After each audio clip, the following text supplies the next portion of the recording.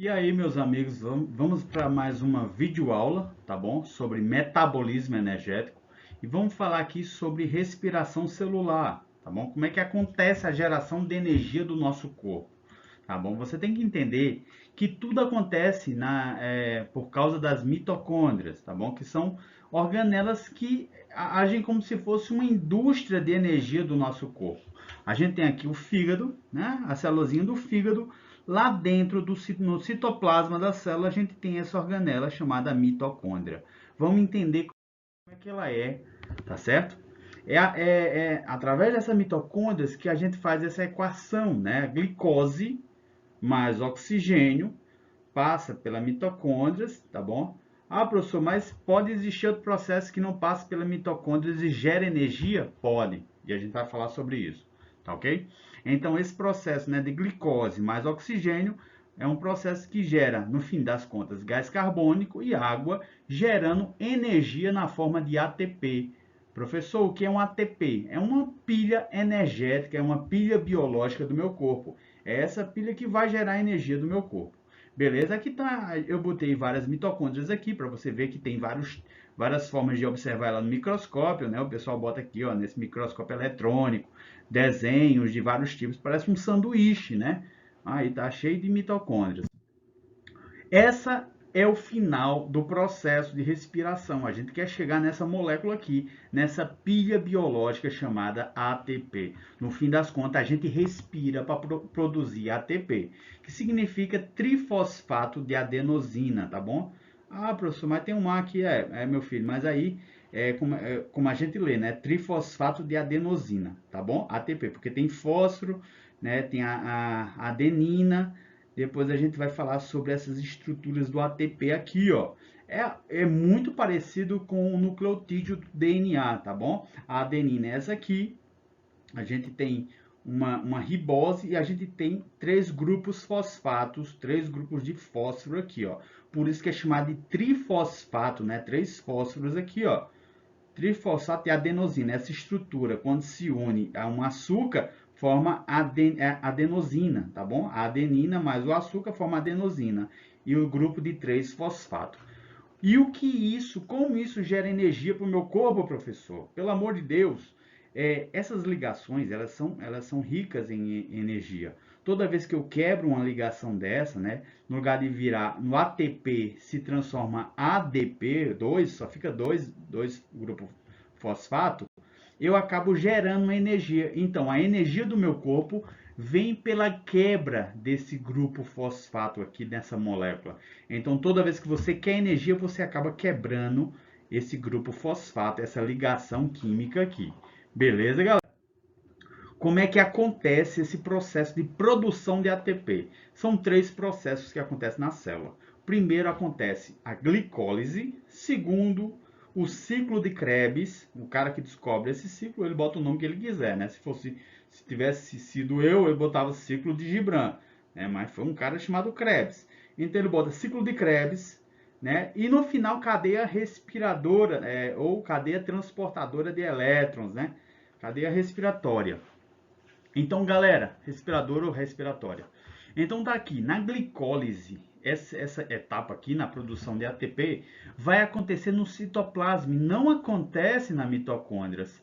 Pode acontecer na ausência de oxigênio, é a única fase que pode ocorrer na ausência. Por isso que quando a gente produz ácido lático nos músculos, não entra oxigênio na musculatura suficiente e nosso corpo começa a produzir ácido lático através desse processo chamado glicólise lá no citoplasma. Tá bom? O que é a glicólise? O nome está dizendo. Glico vem de glicose, lise vem de quebra, a quebra da glicose, tá bom? A moléculazinha da glicose é quebrada em duas outras, aí se transforma em duas moléculas de piruvato ou ácido pirúvico, é o nomezinho das moléculas quando se transforma, quando eu quebro, aí ela vira piruvato, e aí eu libero, no fim das contas, no saldo, duas moléculas de ATP. Então, não é muito energético esse processo, tá bom? Esse piruvato, ele depois vai entrar na mitocôndrias lá no ciclo de Krebs, ok? E aí a gente vai ter que entender como é que funciona a mitocôndria. A mitocôndria ela tem duas membranas, tá bom? Uma membrana externa e uma membrana interna. Lá dentro, aqui, ó, aqui é só um pedacinho da mitocôndrias. Lá dentro é chamado de matriz mitocondrial. Aqui, ó, aqui apresenta uma solução, tá bom? E aqui, esse negócio que parece uma crista é chamado de crista mitocondrial. Aqui vai acontecer outro processo. Então, aqui dentro, na verdade, o ciclo de Krebs acontece aqui dentro, tá bom? E na crista mitocondrial vai acontecer o processo da cadeia respiratória.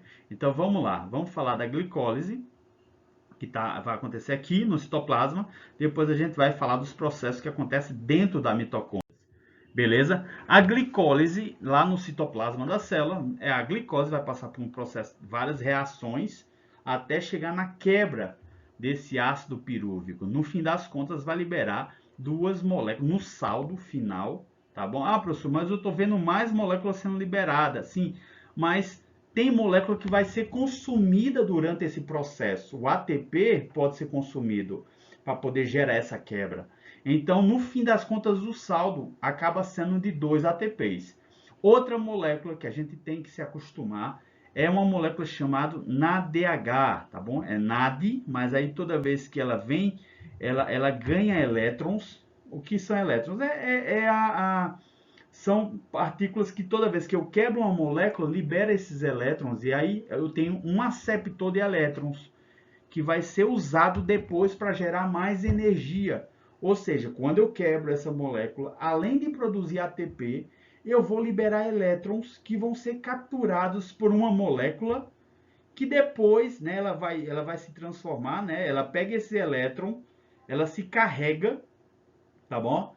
E aí ela se transforma em NAD, e aí se transforma em NADH, tá bom? E essa molécula vai ser usada em outro processo para produzir mais ATP ainda, vai ser usado lá na cadeia respiratória, tá bom? Então tá aqui, glicólise é quebrada até o ácido pirúvico, gerando duas moléculas de ATPs, né, no saldo final, e duas moléculas de NADH, que são aceptores de elétrons. Beleza?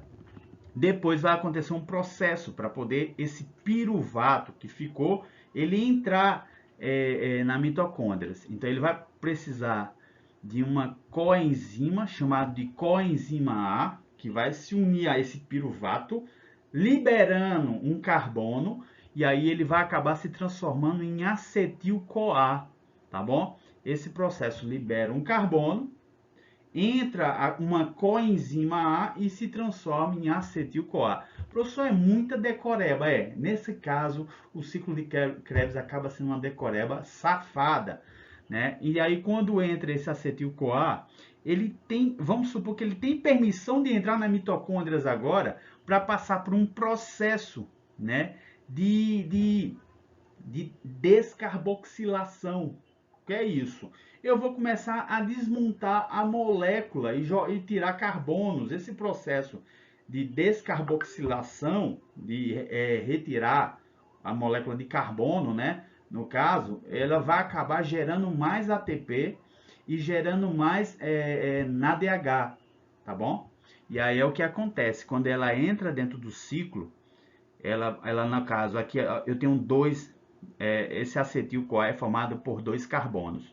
Ela vai se juntar a outra molécula formada por 4 carbonos. Quando entra aqui, ó, ela vira ácido cítrico, tá bom? Com 6 carbonos.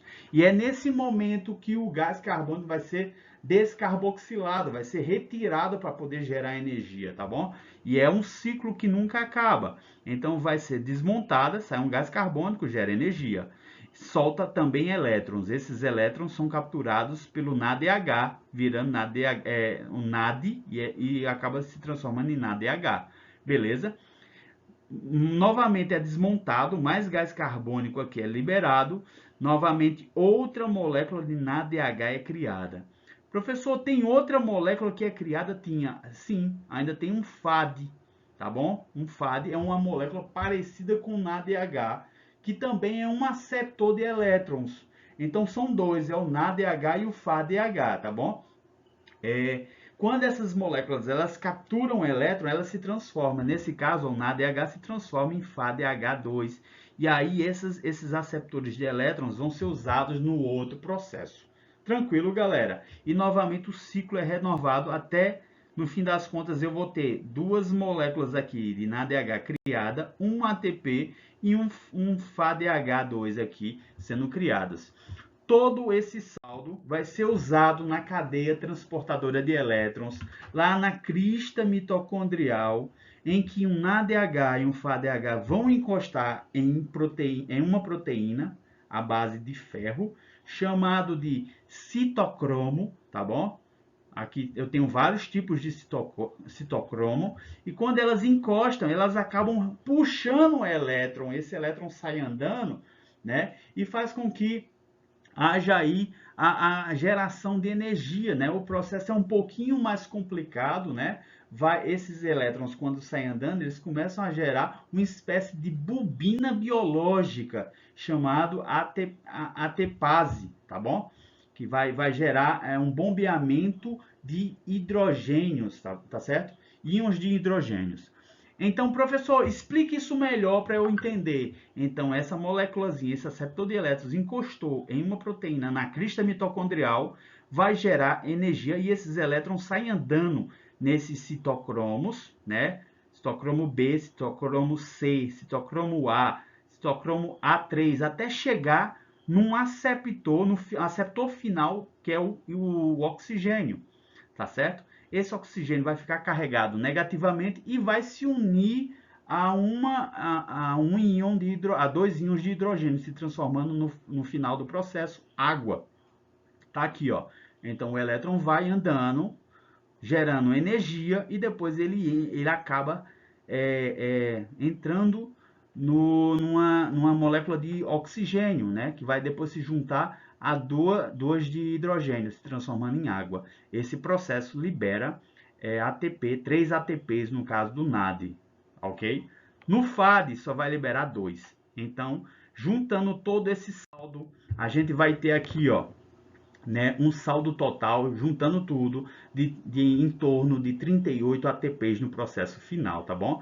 Aqui está a glicólise, né, saldo de 2, tá bom? Aí eu tenho aqui no ciclo de Krebs, que também vai juntar, cada piruvato vai gerar uma quantidade de ATP e NAD, e no final, todos esses ATPs e NADs vão para o final da cadeia respiratória para gerar mais ATP. Beleza, galera? Gerando aqui, por isso que nós temos energia para o nosso corpo nesse saldo. Valeu, até a próxima. A gente se encontra em outras aulas.